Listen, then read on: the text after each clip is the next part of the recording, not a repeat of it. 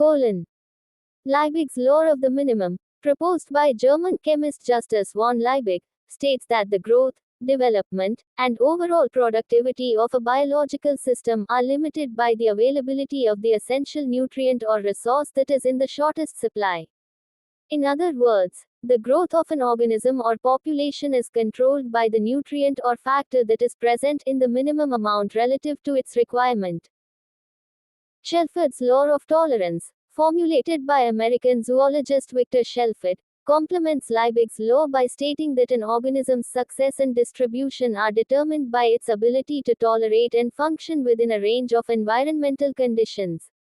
Organisms have optimal, tolerable, and limiting ranges for various environmental factors such as temperature, light, moisture, fur, and salinity. Shelford's law emphasizes that the upper and lower limits of environmental factors, beyond which an organism cannot survive or function properly, define its ecological niche. 2. Concept and law of limiting factors. The concept of limiting factors expands on Liebig's law of the minimum and Shelford's law of tolerance. It states that the growth, distribution, and abundance of an organism or population are limited by one or more factors in their environment. These factors can be physical, chemical, or biological, and they act as bottlenecks or constraints on the organism's survival, reproduction, and overall ecological success. The law of limiting factors, although not universally defined as a specific scientific principle, is a guiding concept that acknowledges the critical role of limiting factors in determining the productivity and distribution of organisms.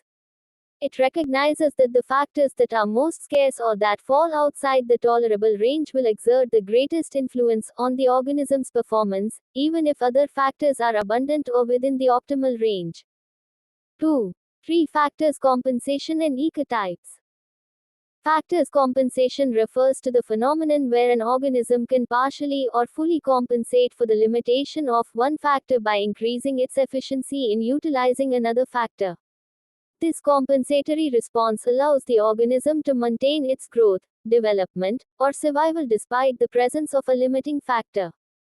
For example, a plant experiencing a shortage of nitrogen may increase its nitrogen uptake efficiency or allocate more resources to root development to explore a larger soil volume for nutrients.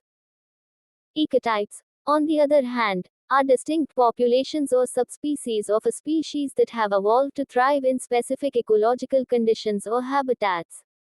These ecotypes have adaptations and genetic traits that allow them to tolerate and exploit the unique combination of limiting factors in their environment.